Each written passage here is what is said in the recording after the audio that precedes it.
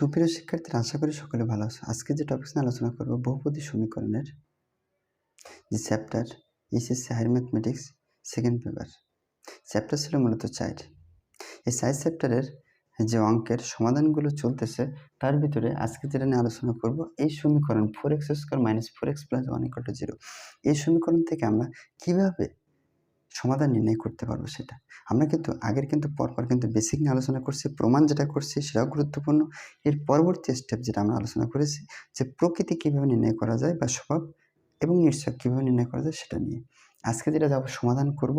মানে একটা অঙ্কের যে টাইপ বিভিন্ন আইটেমের ধীরে ধীরে আমরা কিন্তু যাচ্ছি। কারণ অনেকে প্রশ্ন করে, স্যার এই অঙ্ক না করে আমরা সৃজনশীলকে ঢুকবো? কখনো না।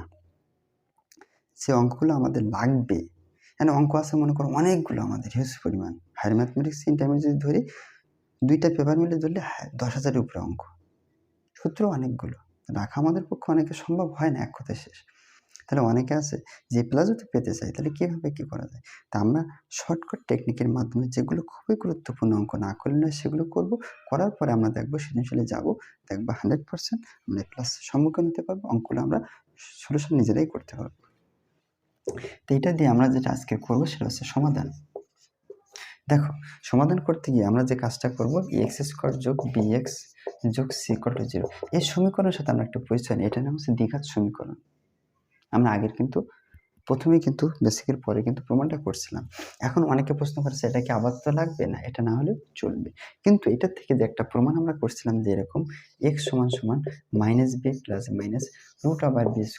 - 4ac বাই কত 2a, এটা আমাদের অবশ্য লাগবে যেহেতু সমাধান যখন করব। কিন্তু মনে রাখতে হবে x² বাদে যেটা আমরা শিখেছি এটা এর মান, তাহলে এর মান কত 4, x বাদে যেটা থাকবে b এর মান, তাহলে কত b এর মান কত -4, অ্যাট লাস্টে যেটা আছে c এর মান কত 1।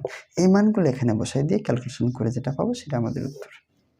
এই নিচে 2 লিখলাম, এর মান কত দেখে বলো তো 4, এই যে ডট গুণ দিলাম 4, মাইনাস লিখলাম b এর মান কত দেখে বলো তো -4, এই যে প্লাস মাইনাস অবশ্যই দিতে হবে, b এর মান কত বলো তো -4, এই যে ব্র্যাকেট দিয়ে স্কোয়ার দিলাম মাইনাস লিখলাম 4, এর মান কত, এর মান হচ্ছে, আমারটা মুছি তাহলে সুবিধা হবে, এর মান কত, এর মান হচ্ছে 4 আর c এর মান কত, এই যে 1। ওকে, তাহলে এখানে আমরা গুণ করব 4 × 2 = 8, মাইনাসে মাইনাসে প্লাস, এখানে থাকে 4 প্লাস মাইনাস। এখানে আমরা ক্যালকুলেশন করব একবারে কি দিয়ে, ক্যালকুলেটর দিয়ে, যেটা পাবো 4 × 4 = 16, 4 × 4 = 16, তার মানে এখানে পাবো 0। এবার এই 0তে এখানে কোনো ভ্যালু নেই, 0 থাকলো, নিচে কিন্তু 8। এবার আমরা যে কাজটা করবো একবার যোগ মান নিয়ে আর একবার বিয়োগ মান নিয়ে, এবার লিখবো যোগ মান নিয়ে।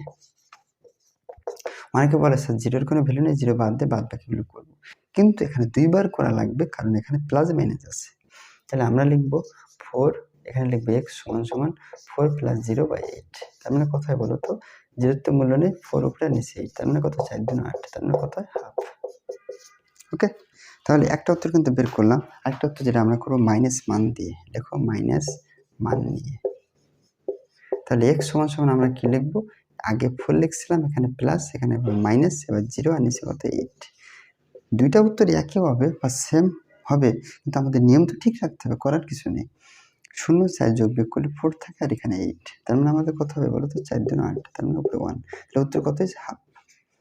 তাহলে উত্তর দুইটা, একটা তোমরা লিখবে তা কিন্তু অ্যান্সার হবে না, তাহলে অ্যান্সার লিখতে হবে এরকম, অ্যান্সার লিখবে কি হাফ, হাফ।